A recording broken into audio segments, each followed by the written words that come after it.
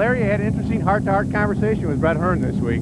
Andy, there are a lot of people out there who choose to look at Brett's 1992 season with a critical eye, but he gives us an entirely different angle. And we'll see that interview right after this. Whole Racing Press have covered the Danny Johnson, Brett Hearn, and Orange County story pretty closely this year. We've talked to the car owners, we've talked to the mechanics, we've talked to Danny Johnson, but no one ever talked to Brett Hearn. Until this week, that is. Here's Larry Newber with the Jet. Difficult, very emotional decision, leaving such a successful team. What did you really anticipate was going to happen? I'm not really sure if we had time to anticipate. We had a colossal job ahead of us in building 5 or 6 race cars, and that was enough by itself. But we also had to think about trailers, trucks, tools, a shop, you know, office. Telephones, heat, light, rent. All that stuff, you know. So, I mean, we had so much work ahead of us. I mean, it was just time to get down to business and hopefully be ready by the time the season started. Okay, now you know everybody is always quick to look for criticism or weakness, and they're saying, oh, geez, Hearn, he's averaged 26 wins a year over the past 6 seasons. Boy, he must really be down.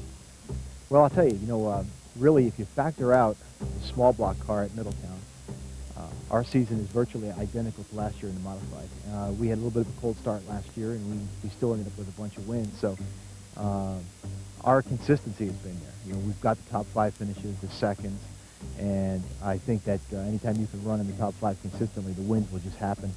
We're very, very close to winning just about every race, and you're never going to do that. But if you can be close, then the opportunities will come your way.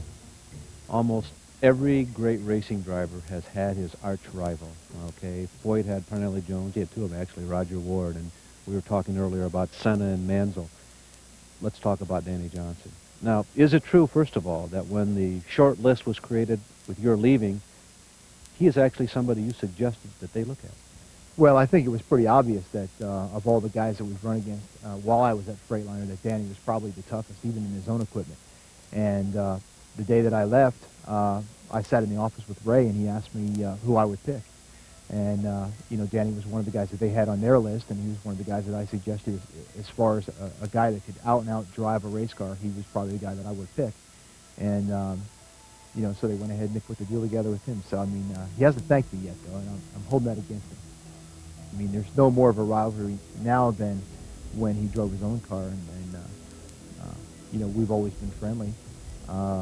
Not best of friends, but friendly, and you know, we're racers, and we all have to take care of our business, and so I don't think there's anything more than there ever was. But the fact of the matter is that now Middletown's got a guy that can come in and run with Brett Hearn on a regular basis, and that you know, that's made the racing down there a lot better.